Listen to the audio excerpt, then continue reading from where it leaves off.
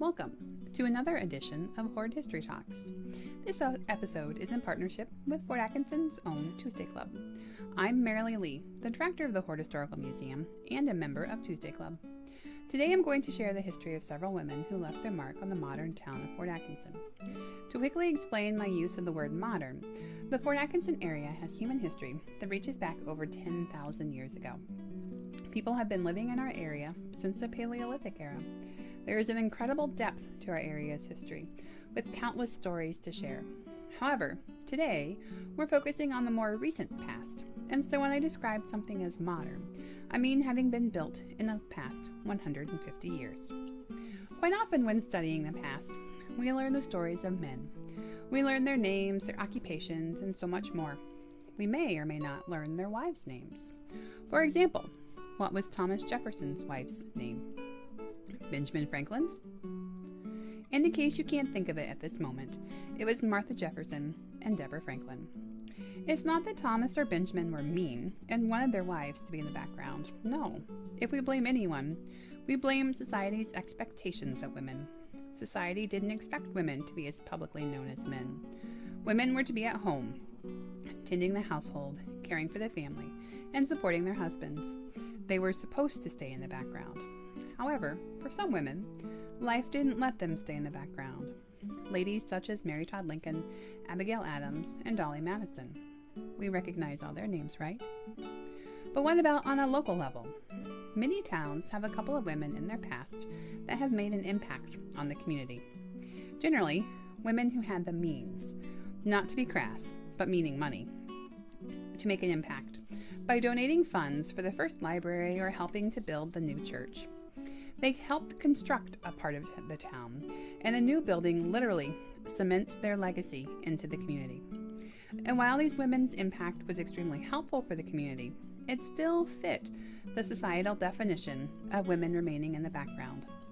Women weren't actually constructing the buildings and getting their hands dirty. No, they were behind the scenes, writing the checks to fund it. However, Fort Atkinson is different. Fort Atkinson has an incredible history of women who left their mark on the town in their own way. And while many of them knew what society expected of them, life didn't allow for them to remain in the background. There is much that we can learn from these women for both our community and ourselves. Beginning with one of my favorite ladies, Almira Foster, who was the wife of Dwight Foster. Together, along with their 2-year-old daughter Celeste, they moved from upstate New York to Wisconsin in 1836, a full 12 years before we became a state. They were among the very first Euro-Americans moving to Wisconsin to create a new life for themselves, and especially a better financial future. They were true Yankees, having been born and raised in New England. Dwight purchased large tracts of land and became a land speculator as he sold those tracts to other new settlers in the Fort area. He also owned a tavern, operated a ferry across the Rock River, was the first postmaster, and had other positions in the new community. The home that Dwight and Almira lived in beginning in 1841 is now part of the Horde Historical Museum and is located on our grounds. The house is open for tours during the summer. It has its own interesting tale, but the key part is that the home helps tell the story of both Almira and Dwight. He is remembered through Foster Street, the Foster addition to town, and most notably, the Dwight Foster Public Library. Dwight's son-in-law, Henry Southwell, gave funds to the city to be used to build the library, with the caveat that the library be named after his father-in-law. But, and this is an important point, Almira was there with Dwight for every step of the journey. He owned the tavern, but she helped operate it. He was the postmaster, but she would have helped people with postal questions when Dwight wasn't there. They were a partnership. Dwight died in 1870, and Almira passed away in 1886. Their daughter Celeste had passed away in 1883. Celeste had married Henry Southwell and had 2 daughters, Myra, named for her grandmother Almira, and Mary. Myra sadly passed away before her first birthday. Mary grew to adulthood and married, but had no children. For Almira, having already lost 3 sons before each son reached their 10th birthday, losing a granddaughter losing her husband Dwight, and then losing her only daughter. All those losses had to be difficult to bear. But she did. Elmira was content being Dwight's helpmate and in his background. She knew it was what was expected of her in her era. But because of what they did as a couple, her story is not part of the background. Together, Dwight and Elmira helped found our town. Elmira's story is her legacy, and her legacy is a legacy of strength. It is a story of tenacity and love. Emily Frizzell expected her life to be very different than what it was. Born in Vermont in 1832, she married Charles Frizzell and began a family. She expected her life to keep to the normal pattern, marry, raise children, and enjoy the fruits of their labors. But life did not go as she expected. In 1861, the U.S. Civil War started, and Charles joined the fight as a Union soldier. Emily must have worried desperately about her husband, and in 1862, her worst fears came to fruition. Charles was killed in battle in Louisiana. Left with her children to support, Emily was now the sole breadwinner of her family. It's a story that even today, we can understand and empathize with Emily on her plight. But Emily didn't wait for help to come. She went in search of a better future for her family and ended up becoming a trailblazer. The image you see seems nondescript. It's a very common-looking storefront from about 1870. The building's built of brick and has a wooden walkway in front of it. Notice the ramp over the drainage ditch in front of the building. Modern sewers are a wonderful invention. But there is more to this building than we see. Look at the roof line towards the rear of the building, specifically the section behind the first chimney from the front. See the skylight made with glass windows? That's a huge hint to what happened in the second floor of this store, and it's a clue to Emily's new profession. The glass skylight was used by studio photographers to increase the interior light for photographs. You see where Emily could have chosen to become a school teacher, a milliner, or a seamstress, which were perfectly acceptable positions for women in her situation per 19th century societal rules. Emily chose her own path and became a photographer. She opened her studio on Main Street in downtown Fort Atkinson. Being a woman photographer was extremely rare in the 1860s. Photography was a man's business, and it was clearly not women's work. But Emily defied that and became a popular studio photographer. The museum has hundreds of her photographs of people. There seemed to be an abundance of photographs of babies, young children, and mothers with children. It appears that women were very comfortable going to Emily for a photograph. My theory, and this is just my theory, is that since Emily was a mother, she knew how and had the patience to work with babies and children, and how to get just the right image to make a mother happy. It's a testament to Emily's reputation as a photographer, a mother, and a woman. Emily must have taken more photographs than she could count during her career. I wonder how she felt about this image, taken towards the end of her mother's life. The photo dates from the early 1880s, based off of the women's clothing. The people in the photo are, going counterclockwise from the ladies standing in the rear, Emily's daughter, Emily's mother, Emily's grandson, and Emily. Emily worked, I repeat, worked, for a better future for her family, and this photo represents her fruits of her labors. Her children were able to grow and develop. They married and started their own families, living the life that Emily had envisioned for herself. Emily's mother, Anna, passed away just a short time after this photo was taken. And then Emily did too. She was only 54 at the time. While her life didn't take the normal path, it took her down her own path. She blazed the way for other female photographers in Fort Atkinson and in Wisconsin. She supported her family on her own. She found a balance to her life between work and family, something most of us are striving for ourselves. She took what life gave her and made the best of it as she could. What better legacy is that? Meet Emma Brown. I have always thought that Emma had a wise, thoughtful face. She looks like the type of lady who knew right from wrong and wasn't afraid to tell you which side was which. Maybe that's a side effect from her life's work. Emma was born in upstate New York in 1825. her family had strong opinions on a variety of topics, but the topic that would do the most to frame her life was the topic of temperance. Temperance was the belief that alcohol did more harm than help, and that alcohol should be outlawed. Temperance supporters felt that alcohol was often the root of all of society's ills. Poverty, spousal and child abuse, arguments turning to deadly fights, starvation, etc.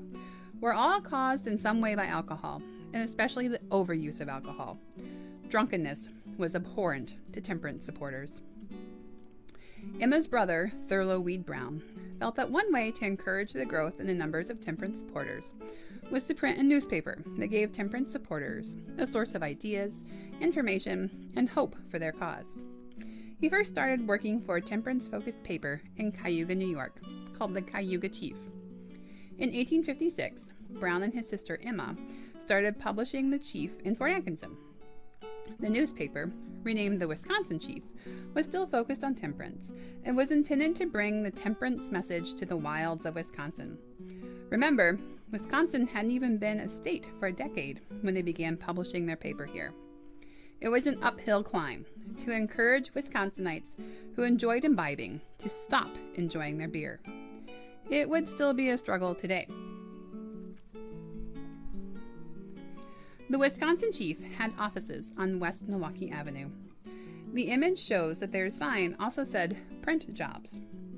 In an era before home printers, newspapers often printed small jobs for paying customers. Flyers for upcoming events, calling cards, wedding invitations, etc. could all be printed at the newspaper office since they already had all the equipment needed. It was also another way for the newspaper to make more money. For the Chief, Thurlow was the face of the paper, but Emma did the work. She was the editor, main contributor, and business manager. It was originally a weekly paper, but in 1861 it became a monthly paper. In 1866, Thurlow passed away suddenly, leaving Emma, his wife Helen, and their 2 young sons behind. Again, a, quote, normal, end quote, woman would have sold the business and walked away. Not Emma. She was already used to running the paper, so she simply continued doing what she was used to. She returned to the weekly edition, but about 5 years later, reverted again to the monthly edition. She continued to running the paper as long as she could before her death in 1889. Emma had one goal in her life: help educate people about the dangers of alcohol, and she used her paper to accomplish that. Notice I called it her paper. After Thurlow's passing, it became very clear who was actually running the paper. In fact, in 1873, when a still novice newspaperman named William Hord came to town to begin his paper, William borrowed Emma's press to print his paper for quite some time before he was able to set up his own office for his paper, the Jefferson County Union, which is still our daily paper. The museum has several editions of the Wisconsin Chief in our archives, each one containing information that passed through Emma's mind, and each physical paper having been held by her hands. Those papers are her legacy. Emma didn't live long enough to see the passing of the 18th Amendment outlawing the sale and distribution of alcohol. I wonder what she would have thought. But I know she would have been dismayed at the passing of the 21st Amendment, repealing prohibition. Emma never married. She was married to her mission of spreading the good news of temperance. While many people disagreed with her viewpoint on alcohol, they respected her resolve and tenacity towards her cause. A lesson from Emma: to live what you believe. Sorry to say, but we don't have an image of Caroline Barry, so we'll have to imagine what she looked like. Caroline was born in Scotland in 1796. She and her husband William immigrated to the U.S. around 1815. Once here they had 4 boys: William, Robert, Thomas, and Charles, who were all born in New York. The records are very sketchy, but it seems that her husband William passed away in the late 1820s or early 1830s. There's no record of his death that we've been able to find so far. What we do know is that after his death, the 2 older sons, William and Robert, both moved to the Wisconsin Territory right after Dwight and Elmira arrived. Robert worked at the Bark River Sawmill in Hebron, and William worked on the farm of Alvin Foster, who was Dwight's brother. Both boys would have been between 17 and 22 years old while Caroline's younger sons were still children. Caroline, like all mothers, worried about her children so far away. Yes, they might have been grown men, but that didn't mean they still didn't need advice from their mother. Eventually, at the prodding of the Fosters, who knew the Berries from New York, Caroline and the two younger sons also moved to Fort Atkinson. The Berries were a tremendous asset to the new community. Both William and Robert built cabins on the northwest side of town. In fact, the first school in Fort Atkinson was held in William's cabin. Robert helped start the Northwestern Manufacturing Company, which was a national furniture and wagon company based in Fort Atkinson. But Caroline outperformed all of her sons when it comes to community building. How did she do this? Well, a bit of a personal backstory for Caroline. When she moved here, Caroline had already been a widow for at least 10 years. And after moving here, she met Asa Snell, whose first wife, Louisa, passed away in 1848. Asa still had children at home and needed a wife. Caroline didn't want to be completely dependent on her almost grown sons, so she needed a husband. Lo and behold, Caroline married Asa. In a quirk of fate, Asa had 4 daughters, and Caroline had 4 sons, making them the 19th century version of the Brady Bunch. But luckily, all 8 children weren't still living at home. Asa passed away in 1861, leaving Caroline a comfortably wealthy widow. In 1863, there was a movement in town to charter a national bank in Fort Atkinson. In order to begin the bank, several wealthy stockholders needed to contribute funds to the bank to be used as the bank's initial capital. Caroline, never daunted to try something new, became one of the first stockholders of the First National Bank in Fort Atkinson. It was almost unheard of for a woman to be a bank stockholder in the 1860s, but it was a wise investment on her part. The bank thrived and grew. It changed names through the years, but is now called Premier Bank. Definitely a good investment for the Snell Berry families. Caroline passed away in 1886, surrounded by her children and grandchildren. Her legacy, besides the bank, is one of a mother's love. It was love that made she and her husband William leave their known world for an unknown one, searching for a better future. It was love that let her encourage her sons to find a new world in Wisconsin for themselves. It was love that made her join them. It was love that helped her raise another woman's daughters after marrying Asa. And it was love that kept the Berry family together. So while we don't have an image of Caroline, when I think of her, here's what I see. A dark-haired lady with a slight Scottish accent that had a tendency to grow stronger when she was angry. Her face would show worry lines for her family, especially for her sons after her first husband passed away, but would also show smile lines left after years of boyhood pranks. She would not accept anything but the truth and hard work, and woe to the son who tried to pull something over on his mother. Her best feature, though, would be her eyes. Why? Because I bet they twinkled, full of hope for a better tomorrow. Thank you for joining me on this journey through just a few of Fort Atkinson's notable ladies. I hope you've enjoyed our time together. For more information on any of the ladies presented here, please contact the Hoard Historical Museum in Fort Atkinson, Wisconsin.